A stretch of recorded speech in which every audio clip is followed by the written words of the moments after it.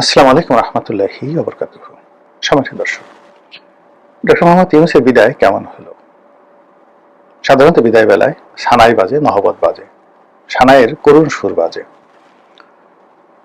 বিদায় অনুষ্ঠানটি উদযাপন করা হয়, চমৎকারভাবে উদযাপন করা হয়। এমনকি আমাদের বাংলাদেশে সবচেয়ে বিতর্কিত IG, inspector general of police জনাব বেনজির, তিনি যে বিদায় নিলেন, পুলিশের ইতিহাসে সবচেয়ে জাঁকজমকপূর্ণ বিদায় তাকে জানানো হয়েছিল। হোয়াট ডাজ ইট মিন? আমরা তাকে যতই খারাপ বলি না কেন, পুলিশের মধ্যে তাকে নিয়ে এক ধরনের আধিক্যতা ছিল, তার প্রতি এক ধরনের আকর্ষণ ছিল। সেই আকর্ষণ থেকেই পুলিশ তাকে বিদায় দিয়েছে। যে সময় তিনি বিদায় লাভ করলেন, তখন শেখ হাসিনার সঙ্গে তার সম্পর্ক ভালো ছিল না। পুলিশের লোক এটা খুব ভালো করে জানতেন। তিনি যে স্বরাষ্ট্রমন্ত্রী হবেন না, শেখ হাসিনার কাছাকাছি যাবেন না, এটাও পুলিশের লোক জানত। আবার তার বিরুদ্ধে পক্ষ পুলিশে প্রবল ছিল, কিন্তু তা সত্ত্বেও তাকে রাজকীয় সংবর্ধনা জানানো হয়েছিল। কারণটা হলো, পুলিশের মৌলিক কতগুলো জায়গাতে তিনি নাড়া দিয়েছিলেন। তিনি ঘুষ দুর্নীতির সঙ্গে, নারী ঘটিত ঘটনার সঙ্গে জড়িত, কিন্তু তার সঙ্গে সঙ্গে পুলিশের যে নিয়োগ পদ্ধতি, সেই নিয়োগ পদ্ধতিতে যে দুর্নীতি হতো, সাব ইন্সপেক্টর নিয়োগ এবং কনস্টেবল নিয়োগ, এই পুরো জিনিসটিকে তিনি সংস্কার করেছিলেন। ফলে ওই থেকে এখন পর্যন্ত পুলিশের নিয়োগটিতে এখন আর আগের মতো সেই দুর্নীতি, অনিয়ম, দুর্নাম, বদনাম নেই। এই কারণে ডক্টর বেনজির পুলিশের ইতিহাসে অমর হয়ে থাকবেন। দ্বিতীয়ত হলো যে, পুলিশের আইজি কেমন হওয়া উচিত? He must have a command. তার চেহারা কেমন হওয়া উচিত? তার হাঁটাচলা কেমন হওয়া উচিত? তার জৌলুস কেমন হওয়া উচিত? এটার একটা মাত্রা তিনি তৈরি করে গেছেন, এটা লেভেল তিনি তৈরি করে গেছেন। অনিয়ম ছিল, ভুল ছিল, ভ্রান্তি ছিল, কিন্তু তিনি উদাহরণ তৈরি করে গেছেন। আইজি হবেন তো বেনজিরের মতে হওয়া উচিত, মানে ওর যে পজিটিভ দিকগুলো ছিল। এখানে ও শব্দটি বললাম যে তার সাথে আমার খুব বন্ধুত্বপূর্ণ সম্পর্ক ছিল, এই জন্য আর কি মুখ ফসকে ও বের হয়ে গেল, নর্মালি উনি বলা উচিত ছিল। যাই হোক, তো সেক্ষেত্রে ডক্টর মোহাম্মদ ইউনূস আমাদের বাংলাদেশে যে সময়টিতে এসছেন, দেশের ক্রান্তিকাল, বলা হয়ে থাকে যে ডক্টর মোহাম্মদ ইউনূসের মতো যদি বিখ্যাত ব্যক্তি ওই সময় ক্ষমতায় না আসতেন, দেশে দীর্ঘ যুদ্ধ হয়ে যেত। আই ডু বিলিভ সো, আমি এটা বিশ্বাস করি, আমি সমর্থন করি। এবং ওই সময়টাতে ডক্টর মোহাম্মদ ইউনূস যদি রাজি না হতেন, তাহলে অন্য কেউ হয়তো সাহস পেতেন না, অতটা সার্বজনীনভাবে গৃহীত হতেন না, দেশ বিদেশে তাকে নিয়ে মানে এতটা আগ্রহ দেখা দিত না। ডক্টর মোহাম্মদ ইউনূস যে সময়তে অংশগ্রহণ করলেন, বিশ্বব্যাংক, IMF, আমেরিকা, ইউরোপীয় ইউনিয়ন, মালয়েশিয়া থেকে শুরু করে পৃথিবীর সমস্ত রাষ্ট্রগুলো, মানে তার জন্য প্রথম 60 days, 60 দিন তার জন্য ছিল স্বর্ণ সময়। তিনি যেখানে হাত দিতেন সেখানে স্বর্ণ ফলত। তিনি যা বলতেন মানুষ তা শুনত। এবং তার অবস্থানটা ছিল বাংলাদেশে, স্বাধীন বাংলাদেশে। বঙ্গবন্ধু শেখ মুজিবুর রহমান 1972 সালের জানুয়ারি মাসের 10 তারিখে দেশে আসার পর প্রথম 60 days তার জন্য যেমন ছিল, ডক্টর মোহাম্মদ ইউনূসের প্রথম 60 daysও তেমন ছিল। বঙ্গবন্ধু জাতির পিতা হয়েছিলেন, আর ডক্টর মোহাম্মদ ইউনূস যদি বুদ্ধি করতেন, তিনি জাতির পিতা না হলেও জনগণের পিতা হতে পারতেন। জনগণ তাকে বাপু হিসেবে ডাকত, যেটা মহাত্মা গান্ধীকে ডাকে ভারতীয়দের বাপু, বাংলাদেশিদের বাপু। ওটা হলো বাংলাদেশ নামক রাষ্ট্রের ফাউন্ডার বঙ্গবন্ধু শেখ মুজিবুর রহমান, জাতির পিতা। আর উনি হয়ে যেতেন ভারতীয়দের বাপুর মতো করে বাংলাদেশিদের বাপু, বাংলাদেশিদের বাজান, যদি উনি সফল হতেন। এর কারণ হলো এত ভালোবাসা, এত শ্রদ্ধা, এত রাগ, এত অনুরাগ বাংলাদেশের ডক্টর মোহাম্মদ ইউনূসের মতো কেউ পায়নি। বঙ্গবন্ধু যখন ক্ষমতায় এলেন, তখন তার বিরুদ্ধ পক্ষ তাকে অনেক কথা বলতো, লেখা নাই, পড়া নাই, তারপরে বিভিন্ন আজে বাজে কথা বলতো। কিন্তু ডক্টর মোহাম্মদ ইউনূস, সবাই, আমরা অল্প কয়েকজন লোক তাকে ইউনূস ভাই, মানে ওনার সম্মানটা এমন পর্যায়ে আমি 1 to 1 তাকে ইউনূস ভাই বলি।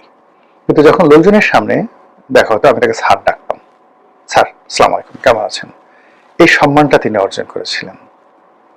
আর এই সম্মানের সঙ্গে সঙ্গে সারা বাংলাদেশের কেবলমাত্র আওয়ামী লীগের কিছু অংশ মানুষ তাকে সুদখোর বলতো, সুদি ইউনূস বলতো। একটা সময় হুজুরদের একটা অংশ তাকে সুদখোর বলতো। এর বাইরে সব মানুষ তাকে ডাকতেন স্যার। 18 কোটি মানুষ একসঙ্গে, 18 কোটি মানুষের মধ্যে ধরেন 4-5 লোক, এরকম 4-5 লাখ লোক উল্টা উল্টা বলতো, আর বাকি সবাই ডক্টর মোহাম্মদ ইউনূস, ইউনূস স্যার। এইরকম সম্মান মর্যাদা শত বছরে কোনো ব্যক্তি অন্য কোনো দেশে পেয়েছেন আমার জানা নাই। হয়তো নেলসন ম্যান্ডেলা দুনিয়াব্যাপী পেয়েছেন, কিন্তু তার দেশের জনগণ তো আমাদের চেয়ে বেশি নয়। তো ডক্টর মোহাম্মদ ইউনূসের প্রথম 60 ডেজ এরকম ছিল, এবং তার উত্থানটি, তার আগমনটি ছিল, মানুষ কি বলবো, আল্লাহর কাছে দোয়া করেছে, চোখের পানি ফেলেছে যে আল্লাহ তুমি আমাদেরকে একজন ইউনূস দিয়েছো।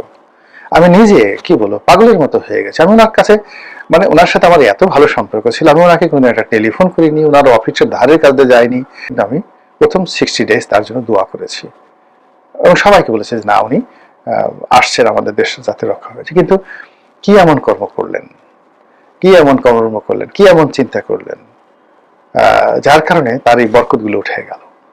আমরা মোরালি সবাই পাপী, পাপ করি না, অন্যায় করি না, জুলুম করি না, আমাদের মধ্যে এমন লোক নেই বললে চলে। তো পাপের ফল হয়। এই সমাজে যদি আল্লাহ ক্ষণে ক্ষণে পাপের, যাকে বলেন, শাস্তি দিত, তাহলে জীবনে কেউ মন্ত্রী হতে পারতো না, এমপি হতে পারতো না, প্রধানমন্ত্রী হতে পারতো না, কেউ মানে মসজিদের ইমাম হতে পারতো না, আল্লাহর গজব নাজিল হইতো, ঠাড়া পড়ে যেত সবার উপরে।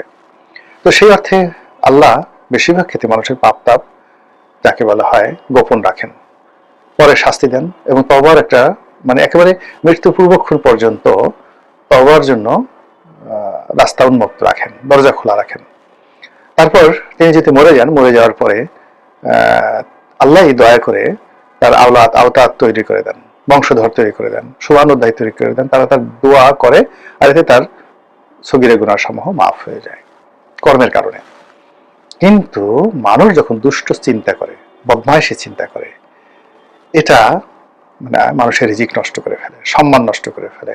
ধরুন আপনি যদি কষ্ট ছষ্ট করে একটা ডাকাতি করেন, ব্যাংক লুট করেন, এটা হয়তো আপনি, যাকে বলা হয়, একবার করলেন, খুব ঝুঁকি হলো, ধরা পড়লে প্রচন্ড মার খেলেন, জীবনে একবার বা দুবার। আপনি যদি ধর্ষণ করেন, একবার বা দুবার, একজন হয়তো 100 বার করেছে জীবনে, এরকম ধরেন 100 বার সারা জীবনে সে করেছে। ডাকাতি করেন, রাহাজানি করেন, মানে যে কোনো অন্যায় কর্ম তার একটা লিমিট আছে। জেনা করেন, ব্যভিচার করেন, আপনার শারীরিক একটা শক্তি আছে, কিন্তু আপনি মন দিয়ে যদি, চোখ দিয়ে, ইন্দ্রিয় দিয়ে যদি আপনি ধর্ষণ করেন, আপনি ডেইলি 1000 ধর্ষণ করতে পারবেন। সারা দুনিয়ার কবর থেকে মহিলাদেরকে, কবর থেকে ক্লিওপেট্রাকে তুলে এনে সামনে বানিয়ে আপনি ধর্ষণ করে ফেলতে পারবেন। ম্যারিলিন মনরো থেকে শুরু করে মধুবালা থেকে শুরু করে মীনা কুমারী, আমাদের বাংলাদেশে যারা বিখ্যাত বিখ্যাত সুন্দরী ছিলেন, আপনি সবাইকে ধর্ষণ করতে পারবেন মনে মনে।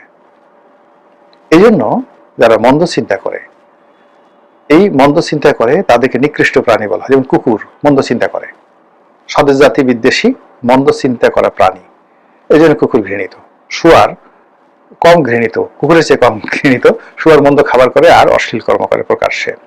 তো মানুষের মধ্যে যারা কুকুর প্রকৃতির, মানে মন্দ চিন্তা করে, তাদের রিজিক উঠে যায়, তাদের সম্মান আল্লাহ তুলে নেয়, মর্যাদা তুলে নেয়, তারা যেখানে যায় সেখানে অপদস্থ হয়। তো আমাদের ইউনূস ভাই এবং তার যারা উপদেষ্টা মণ্ডলী রয়েছেন, তাদের এই রাষ্ট্র ক্ষমতায় বসার পর কি চিন্তা ছিল, কি মিশন ছিল, কি ভিশন ছিল, তারা আসলে কি করতে চেয়েছিলেন, নচেত তাদের এইরকম যে অপমানজনক একটা বিদায় হলো, এখন তারা কই যাবেন, কি করবেন? লোকজন তো তাদেরকে আর গ্রহণ করবে না। দেখলাম ডক্টর মোহাম্মদ ইউনূস চলে যাচ্ছেন, তার হাতে একটা ব্রিফকেস। সত্যটা মিথ্যে, এটা কি আগের না বর্তমান না এআই আমি বলতে পারবো না, কিন্তু ঘটনা যে এরকমই ঘটেছে তাতে কোনো সন্দেহ নেই। তিনি বিদায় নিচ্ছেন, দাঁড়িয়ে আছেন, তার হাতে একটা ব্রিফকেস। হয়তো এটা যমুনার সামনের দৃশ্য নয়, এটি কোনো একটা এয়ারপোর্টের দৃশ্য বা কোনো একটা লাউঞ্জের দৃশ্য, হয়তো আগের বা বিদেশের, কিন্তু মানুষ এটাকে গ্রহণ করেছে। মানুষ এটাকে নিয়ে বলা বলি করছে যে হ্যাঁ, তাকে আসলে ওইভাবেই বিদায় নিতে হয়েছে যমুনা থেকে। কেউ তাকে বিদায় জানায়নি, তার ব্যাগটাও গাড়ি থেকে তুলে দেয়নি, তিনি খালি হাতে, শূন্য হাতে সেখান থেকে বিদায় নিয়েছেন।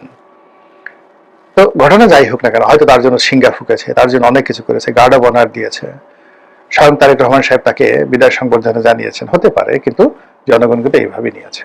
একই অবস্থা তার, মানে প্রচন্ড প্রতাপশালী যার উপদেষ্টা মণ্ডলী, কেউ সসম্মানে বিদায় নিতে পারেনি।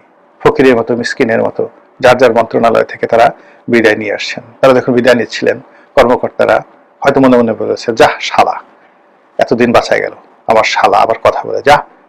মহিলা যদি হয় তাকে হয়তো কেউ শালি বলেছে, বা অন্য কোনো গালি, বাঙালি গালি আছে না, বাঙালি গালি তো ওই হেলাল হাবিজের সেই বিখ্যাত গালি। তো যাই হোক, ওই শব্দগুলো আমি উচ্চারণ করলাম না রোজা রেখে। তো এই কথা হয়তো মনে মনে অনেকে বলেছে, কিন্তু এটা তো হওয়ার কথা ছিল না। এরা সবাই আমাদের সমাজে এই ক্ষমতা গ্রহণ করার আগে নন্দিত ছিলেন, পরিচিত ছিলেন, তারপর তারা আকর্ষণীয় ছিলেন সমস্ত মানুষের কাছে। এই মানুষগুলো হঠাৎ করে এতটা লাঞ্ছিত অপমানিত কেন হলেন? এর মূল কারণ হলো হয়তো তাদের কর্ম যেটা ছিল সেটা আমি বেশি মন্দ বলতে পারবো না। এই কারণ হলো আমাদের সমাজে রাষ্ট্র ক্ষমতায় বসে খুব বেশি ভালো কাজ সবাই করেছে, এরকম নজির খুব অল্প, কিন্তু তাদের তো এর পরিণত হয়নি। কিন্তু তারা মানুষের যে বিশ্বাস পেয়েছিল, আস্থা পেয়েছিল, সেই বিশ্বাস এবং আস্থার মর্যাদা তারা রাখেনি। আর আল্লাহ তাদেরকে যে নিয়ামত দিয়েছিল সেটা শুকরগুজার তারা করেনি। ছোট্ট একটা উদাহরণ দিয়ে ভিডিও শেষ করবো। একজন উপদেষ্টা, তার একজন সহপাঠী ক্লাসে, বিশ্ববিদ্যালয়ের সহপাঠী এসে তিনি কাঁদছিলেন, হি ওয়াজ জাস্ট ক্রাইং। ছোট্ট একটা কাজের জন্য তিনি তার কাছে গিয়েছিলেন। তার জন্য কাজটা ছিল জীবন মরণ। 3 ঘন্টা, 4 ঘন্টা, 5 ঘন্টা তিনি বসেছিলেন, তার সাথে দেখা করেনি। তো এটা তিনি স্বপ্ন কল্পনা করতে পারেননি। তিনি একজন ডিস্ট্রিক্ট জাজ ছিলেন। তো একজন ডিস্ট্রিক্ট জাজ এই অপমান সহ্য করতে পারেননি। এরপর উপদেষ্টা তার সাথে দেখা না করে ভিন্ন দরজা দিয়ে চলে যাচ্ছিলেন লিফটে। তো লিফটের সামনে গিয়ে তিনি যখন তাকে জড়িয়ে ধরলেন, তার হাত ধরলেন যে ভাই তুমি আমার কথাটা শুনো, আমার একটা জীবন মরণ সমস্যা। তিনি এমন একটা ভাব দেখালেন, ভঙ্গি দেখালেন যে তার অন্তর ভেঙে, মানে তার বন্ধু যিনি সাহায্যের জন্য গিয়েছিলেন মজলুম, তার অন্তর ভেঙে চুর মার হয়ে গেল, খান খান হয়ে গেল। তো তিনি মাথাটা নুয়ে রাখলেন। আর উপদেশটা জেলে, সেই উপদেশটা যদি ভবিষ্যতে জেলে যান, আমি যাকে বলা হয় আশ্চর্য কিছু হবো না। এই জন্য মুখ দিয়ে জেল বের হয়ে গেল। সেই উপদেশটা লিফটে উঠে গেলেন। এবং সেই উপদেশটা তার এই কর্মকাণ্ডের জন্য আগামীতে যদি মুরগি পট্টিতে, রাস্তাঘাটে, রিক্সায় উঠতে গিয়ে বিভিন্ন জায়গাতে জুতো পিটা খান, চর থাপ্পড় খান, এটাকে আপনি কি বলবেন? নিয়তি নাকি কর্মের ফল? হায়রে দুনিয়া, হায়রে নিয়তি। দুদিনের দুনিয়ায় কত কি বাহাদুরি। আল্লাহ আমাকে হেদায়েত দান করুন, আপনাদেরকে হেদায়েত দান করুন। আমরা যেন এই ডক্টর মোহাম্মদ ইউনূস এবং তার যারা উপদেষ্টা, তাদের মতো বেখেয়াল যেন না হয়ে পড়ি, সীমা অতিক্রম যেন না করি। আসসালামু আলাইকুম ওয়া রাহমাতুল্লাহি ওয়া বারাকাতুহু।